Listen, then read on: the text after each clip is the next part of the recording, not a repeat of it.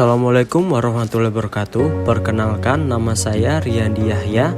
Saya peserta Latsar CPNS Kementerian Kesehatan golongan 3 angkatan 8 kelompok 4 di BPK Ciloto. Saya berprofesi sebagai perawat di instalasi bedah sentral RSUP Persahabatan. Berikut adalah profil instansiku.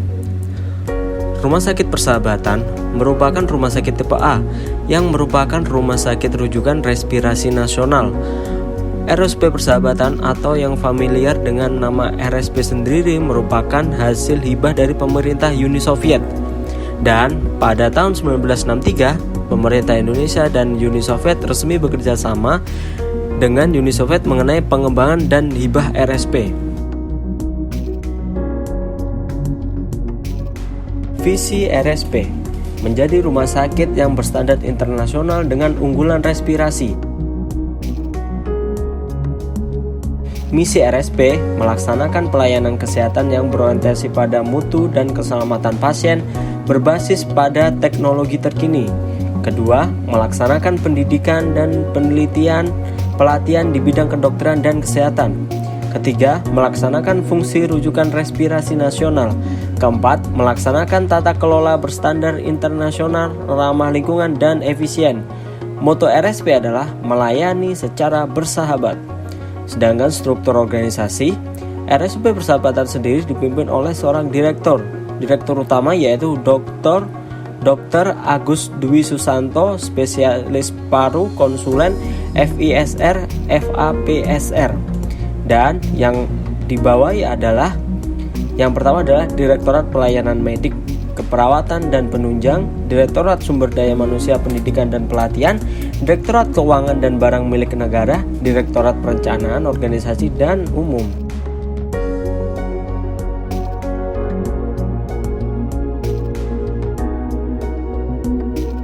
Sedangkan bidang pelayanan RSUP Persahabatan terdiri dari pelayanan rawat jalan, pelayanan rawat inap, pelayanan gawat darurat, pelayanan bedah sentral, pelayanan medical check-up atau MCU, dan pendidikan dan pelatihan. RSUP Persahabatan sendiri mempunyai layanan kesehatan utama dan unggulan, yaitu adalah pusat respirasi. Berikut adalah tugas perawat di RSUP Persahabatan. Yang pertama adalah sebagai pemberi asuhan keperawatan, yang kedua adalah penyuluh dan konselor bagi pasien, yang ketiga adalah pengelola pelayanan keperawatan, yang keempat adalah peneliti keperawatan, yang kelima adalah pelaksana tugas berdasarkan pelimpahan wewenang dan atau pelaksanaan tugas dalam keadaan keterbatasan tertentu fungsi perawat. Dan berikut ini adalah fungsi perawat kamar operasi. Yang pertama adalah fungsi independen.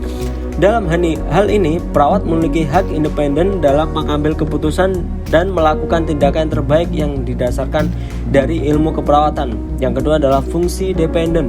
Fungsi dependen yang membuat perawat dapat menjalankan perintah dari dokter seperti persiapan pasien intraoperasi, pasien dan ruang operasi, persiapan alat, persiapan alkes, dan perawat sebagai mitra dokter dalam melaksanakan operasi. Ketiga, fungsi interdependen. Dalam fungsi ini, perawat dapat melakukan kolaborasi dengan berbagai pihak lain.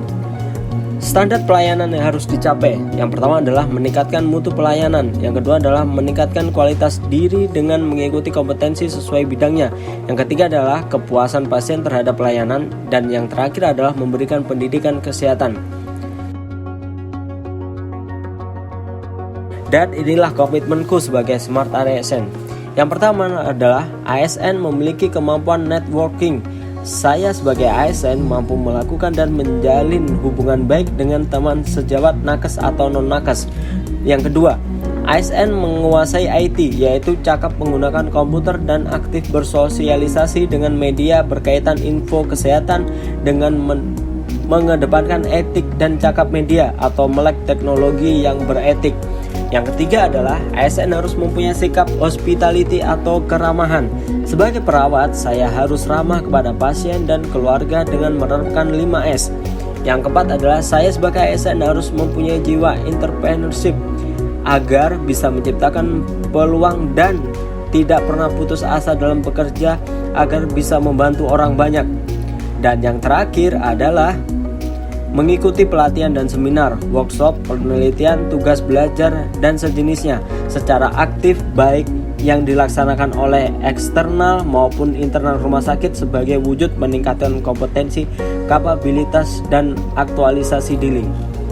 Dan itulah tugas yang saya buat. Mohon maaf apabila ada kurang lebihnya. Wassalamualaikum warahmatullahi wabarakatuh.